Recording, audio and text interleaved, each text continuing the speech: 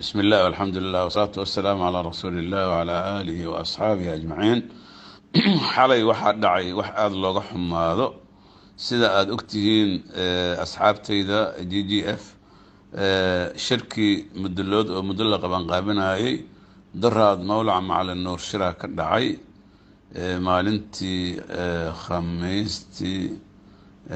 maalintii sabdiga oo macnaha daraad ahayd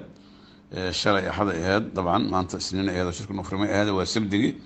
waxaa isugu tegay dad aan ku qiyaasay ilaa 200 oo qofood ku dhadhawaay dadka ugu muhiimsanaayo figuriska ahayo meesha ka hadlay waxaa ugu bartikool ahaan ugu sareeyay professor cali maxamed geedi wasiir ducaale wasiir daalo inkastoo san hadlin waa joogay wasiir ducaale oo hadlay xaaji cabdullahi boqor cabdullahi geedi shadoor oo hadlay ugaas maxamuud ugaas cali ugaas cabdulle ugaaskeena oo isaguna hadlayo isagoo dee odayba ka ahay meesha khaliif macalin nuur cabdiqaadir macalin nuur la jooga mawlacil isagoo dee gogoshiisa maqaamkiisii la joogay sheekh somo oo xiriiri ka ahay waxaa joogay aqoon-yahankii oo dhan ay ka mid ahaayeen raggii xasan xundubey jamcaale iyo wixii aqoon-yahan ahay oo dhan gruubkii madaale oo aan hal qof ka maqnayn odayaashii mudulood akhyaartii mudulood dhallinyaradii mudulood adugu dad aan 200 ka yarayn ayaa meeshii joogay cabdigaaba waa hadaliyey darba waa hadaliyey bulaale waa hadaliyey rag badanaa ka hadlay waxaa cali maxamed geed dabcan waa hadaliyey salaa cali jaale waa hadlay waxaa la isku wada raacay in mudulood wax allaale wixii dhexdiisa yeel cafis iyo masaamax gacanta loo wada taagay 2 jeer 3 jeer ka badan la is cafiyey waxaa ka horeysay oo habeenkii sabdigu soo galaya annagu aan aadnay culum ahaan sheekh cabdiqaadir macalin nuur iyo sheekh somo iyo sheekh jale sheekh cali cabdulle iyo aniga waxaan soo marnay madaxweyne xasan sheekh iyo madaxweyne sheekh shariif iyo ra-iisul wasaare cali maxamed geedi maalinta ka dambeysana culimmada kaleeto anagoo ka cudur daarta dad ay imaanayay madaxweyne cali mahdi u tageen 4 qofoodoo bartikoolka mudulood ugu weyn siyaasadda maadaama hadda nool maadaama ay yihiin ayaga ayaan walaayo kasoo wada qaadanay in shirkaasuna uu qabsoomo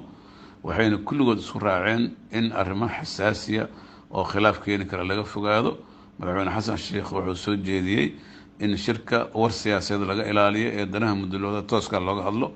oo yacni dowlad aan laguna dhaliilin laguna xayeysiin oo siyaasaddan waa la isku jiijiida waana isku haystaa muduloodna qaanado kala duwan ay ku kala jiraan inaan siyaasadoo dhan looga hadlin madaxweyne xasan aada ugu mahadsan yahay madaxweyne shariifna waa nagu raacay cali geedde waa nagu raacay cali mahdi waa nagu raacay marka annagu intaas markaan hubsanay shirka daraad sidii annagoo ku shaqaynayna sheekh suuman xiriiri ka ahaa shir guddoonkuna dabcan ugaasku badda iska ahaayo isagaa oday noo ahaaye waxaa la isku raacay intii hadashay 12 qof wada hadashay in waa la kaftamay xataa oo maxaan ku iraadaa salaa cali jaalle iyo doob iyo ragaa yidhi cudur daaro salaad adiga waa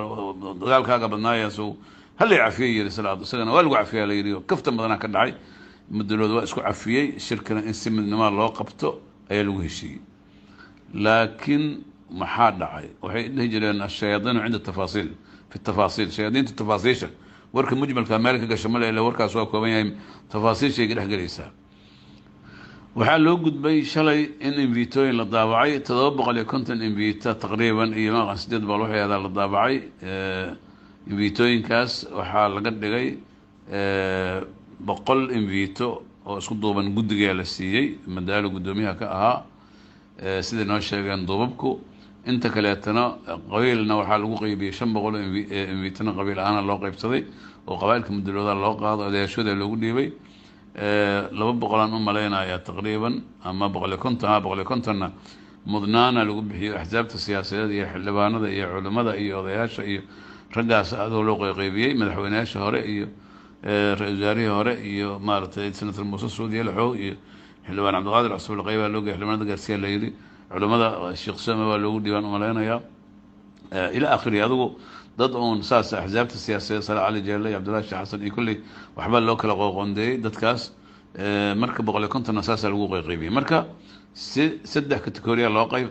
qaatay 500 mudulooda qabiil ahaan loogu qaybiyey 100 raggaa mudnaan lagu siiyey guddiga wax soo qabanqaabiyo madaalo group 150na waxaa loo qaybiyey dadka mudnaanta lahay 10 iyo ilaa aakhirihi iyo shan iyo sidii loo kala gaargaarsiin karo runtii ugaaska aada ugu mahadsan yahay iyo duubabku sida iyo wax u qondeeyeen iyadoo marka intaas lagu joogo oo ceelka in laga soo aruura loo qabaayo beri 2 saaca invitada ku qoran meesha la rabo in laga tago shalay abaabulay groupkii madaaris sameeyeen madaxweyne cali mahdi ay u tageen oo cabteen xaaji muuse suudi iyo xubaa loo yeeray cabdullaahi geedi jadra loo yeeray xaaji boqor cabdullaahi ay groupkii oo dhan oo numberkoodu aad u badan yahay sida hadda sheekh Soomo warbixinta ay ku siiyay oo xal meesha joogay waxay isugu tageen mawlici markii la tagay khaliifka loo tagay waxa la yiraahdaa xal bacda المغرب shirka baaji oo sababtu maxay tahay sababtana waxaa lagu fasiray oo xaaji cali mahdi iyo senator muuse suudi waxay yiraahdeen waxaa loo qaybiyay invitooyinkii xooga wadaniin la yiraahdo loo qaybiyay marka dad badan oo maaragtay oo wadaniin ayaa xabiis xasan cali khayr ee laga soo abaabulay baashi loo qaybiyay marka waa baashu waa gacan mudlood waa ka baxday hadagu waxaa la yiri war hadadan mudlood ahayn invitooyinka sida loo qaybiyay waa noocaas qabaa'ilkii mudlooda loo qaybiyay qabaa'ilkii mudloodana wadani iyo غير wadaniin uma qaybsanay qabiilay ku imaanayay protocol qabiile sheekadana maxay tahay boqolkii la siiyay dhalinyaradaas oo kuwaan ba iga fadhiye qaateen boqol konton dadka mudnaanta la siiyay xoog wadaniin ma waa siyaasiyiin iyo culimo diin iyo odayaal iyo senator iyo xildhibaano iyo waay maxay tahay sheekadan adoo hadda shirka ilaa in la baajiyo waay hal baajiyo odayaasha waaweynaayo xaaji cali mahdi madaxweyne cali mahdi ugu weynaayo hadda hal baajiyo kuwada qanacsiin soo jeediyeen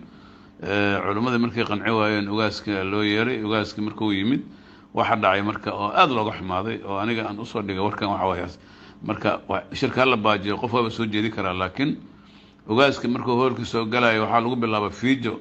iyo tuuga inay yiraahdeen groupkii gudoomiye madaale anaga aad uga xun maartay sida culimada noo sheegeen oo khaliifka iyo sheekh Soomo iyo iyagu aad uga xun in ugaaskeeni tuuga la yiraahdo tuuga maartay lagu fiijiyo hoolkii ka dhacday raggi fadhiyay oo nasiib daro ninka dhamaayo shirka hogaaminayo oo duubka ahay oo xurmada lahay in qaabkaas loo dhaqmo si yaani ciyaal suuqnimo amal ah oo akhlaaq xumo ah wax laga naxaway intaas markay dhacday hadana fadhigi waaba raggi markii laga hadli waayo hada buuq oo batay odayaasha waaweynay xafiis kale khaliifku geeyay oo gaar ah xaaji cali mahdi iyo xaaji muuse suudi laxow iyo xaaji cabdullaahi geedi shadoor iyo ugaaska iyo sheekh Soomo iyo khaliif cabdul qaadir meel qol kale galeen arintii laga hadlay hadana waxa isku dhacayo meel xun ay ka martay reex dhex mareen senator muuse oo aad ugu gafay ugaaska oo jaasuus dhalay baata wiligaan dhibkan wadi jirtay wax lamida inuu meesha ka yiraahdo ugaaskuna uu jawaabo yiraahdo hogaamiye kooxda xumada jirtay oo dadkan kala burburiyay meesha la isku afdhaaf hadana kadib si waaltinimaha loo xaliyay oo hoos loo dhaqay waa on la isku sacab jiray inta ka bacdi waxa la yiri shirkan hal baajiyo iyo maaragtay waa la baajiyaan dhihina waa daamo biriyo furmaa la yiri aan dhahno maaragtay bal hal iska kala tago shirku iska furayaan laakiin dib ayaa loo wada hadli doonaa oo mawaaqifta in la soo mideeyo ayaa laga maarmaana oo dib loo tashado dadkii lagu soo laabtay waxa lagu iclaaniyay meesha xaaji cali mahdi ka iclaaniyeen in shirka culimada lagu wareejiyay shirkuna oo shaqeeyo imaamkuna oo furo imaamkuna ka duceeyo laakiin duubkii laga wareejiyay culimada lagu wareejiyay groupkan sheekh madaale oo wax soo qaban qaabiyana bayaanka ama communique-ga iyagu ay soo diyaarsan yahay iyagu ay akhriyaan bayaanka siyaasadeedna ma lagu fargeli kara iyaga akhrisanayo ogaasku waa hadlay wuxuu yiri nimayahow mudlood groupkan kaliya ma aha siyaasadda dad badan ku jira annaga waxaan heshiis ku ahayn in tala midaysan meesha laga soo saaro afkaarta waxay iyaga u qoran aan ka qaadano anagu duubka siyaasiyiinta kale tan waxa u qoran aragtidooda ayagana aan ka dhigaysano oo aan warqad midaysan oo mudloodo dhan ay raali isaga yihiin meesha ka soo saarno haddana ogaaska waa laga diiday sheekadaas ma jirtaa la yiri bayaanka siyaasadda iyagu ay leeyihiin akhrisanayaan shirkana imaamka furaaya idinka duubkiina maamulka shaqo kuma lidina culimada ayaana maamulaysa horta warkaas xalay oo ku soo gabagaboobay fadhigii mawlaca marka taa macnaheedu marka waxa waaye haddii go'aanadeeni shalay sabdiga aan ku heshiino shirka in mudlood dhexda laga dhigo oo mudlood u sinaado dhalinyaradii wax soo qaban qaabisay shirka wadana ay yireen anagu saacadan ka bilaabata saddex nima u hadashay Shiraar iyo Bulaale iyo Darbo intuu u hadleen ay yireen idinkaan idin lamidna dhexdoona idinka yaala doobkan ku wareejin waan u salimna in ayagu shalay haddana iyagu invitadoodii qaato dhowr iyo 20 aan nahay ama 30 aan helaayeen 70 dheeraad lagu diray qabaa'ilkina ay ka imaanayaan reer tolkooda wixii loo qaybiyo dadkooda iyo waxooda ku imaanayaan si inay buuq ay ka sameeyaan Xaaji Cali Maadiyo hadda odagii ugu xurmada badan ee mudulooda ugu runda weynay siyaasadda hadda inta joogtana ugu weynay ay soo kiciyaan oo senator Muuse soo kiciyaan oo Dr. Abdullahi Geediyo soo xanuunsan Bariyaano oday wali daraadan shirka asugu ka badduceynayo ka hadlay asagana la bedelo mowqifkiisi dhalinyarada ay soo abaabulaan khaliifka gurigiisa mawliciisa loogu tagay lagu buuqo intaas oo aflagaada xala ka dhacdo wixii lagu heshiyo ah talada mudulooda dhexda ka tiilay la yiraahdo may communique ay soo diyaarsadeen maarta dhalinyaradaas siyaasadda iga akhrisanaya idinkana oo idinka wareejiyay intaas oo ihaanaad iyo ballanka baxay qof aqbali karta ma jirto waana waxaan shaqeynay waay annaga waa iswaacna culimada haddaanahay waxaan go'aan ku gaarnay shirkaas inay fashiliyaan nimankaas dhalinyarada ah odayaashaasna ay ku soo kiciyaan duubkana meel looga dhacay la ihaaneystay waxa ugu horeeyo ay tahay in la qabtana ay tahay horta in loo hoydo duubabkii kow oo ogaaska iyo imaamka jaafada la gaarsiiyay laga raali gareeyo loo hoydo sida dhaqanku yahay laba wixii lagu ballamay oo ah xaajada mudulood ee talada mudulood ee ragga qaarkood iyo farqa ku haystaan ragna ay gadaal ka fadhiyaan wax shaqeynaya ma aha in dhexda la soo dhigo mudulood taladiisa dhexda la soo dhigo ee ummadda iyo masiirkeeda ka tashato haddaan inagu mudulooda aan isqanci karno talada aysan naga dhaxayn seen siyaasad ugu aamina aniga nin maanta talada ii diidan aniga maxuu soo iimatala aniga maarta codkii u wadana aniga haddaan cod ku lahayn aniga meesha maxuu sheeganaya ma iga xigmad badan yahay ma iga xoog badan yahay ma qabiil ii sheegana wax shaqeynaya ma aha waxaas waa dhaqan xumo waay wixii Soomaali isku baabi'isay way inaan anagu isla soo noqono maanta ma aha marka arrintaas iyada ahna ma shaqay karto in laga noqdo waayo talada mudulooda loo celiyo qodobka saddexaad waxa waaye in sidan hore ugu heshiinay wax dadkaan oo dhan communique u qalma oo raali la iskaga waday la soo saaro madaxweyne xasan oo isku ogeen asaga oo nin shirka yaqaan wax badan Soomaali jiray wuxuu yiri haddaan bayaanka shirka soo baxay dibadda inta la joogo aan lagu heshiin shirka yaa ma la qabanin bay lawa lagu diray waana sax waana midii aniga guriga Maxamed Maxamuud Macallin soo jeediyay aan ku dhici jiray waay maadaama aniga aan shirar 30 sano ka badan shirar aan ku dhex jiray kuwa diineed iyo kuwa siyaasadeed iyo magaciisa iyo kulli waa la wada yaqaanaa international dadka oo wada ogyihiin in aan shir aan ujeedooyinkiisa dadka isugu maanaysan isku raacsanayn inuu fashal iyo farataagtaa ku dhamaanayo marka walaalayaal oo marka shirkaas markaan ku celinaya waa ka xumnahay waxa ka dhacay xala mawlaca waxaan ka xunnahay aflagaadada doobka lagu sameeyay waxaan ka xunnahay shirku inuu dib u dhaco iyadoo wax sabab oo reason oo maanta la daliishanay aysan jirin waxaan soo jeedinaa marka waxa hadalku maadaama uu dheeraa qoraal ka gaari waayay waana waqtigii maarata xoogoo la isu diyaarinay shaqooyinka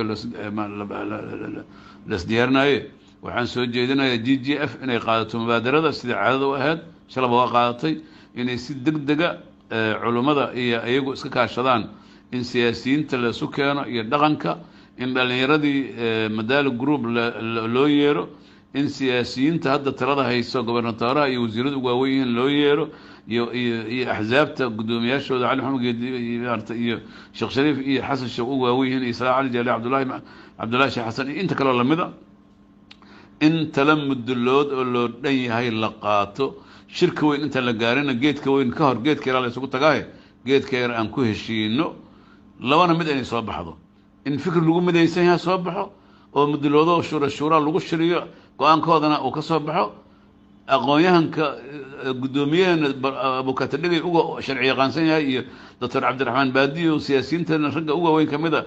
tiim aqoonyahan ay hogaaminayaan ay noo soo saaraan dastuurkii iyo nidaamkii mudulood mustaqbalkiisa lagu dhisi lahay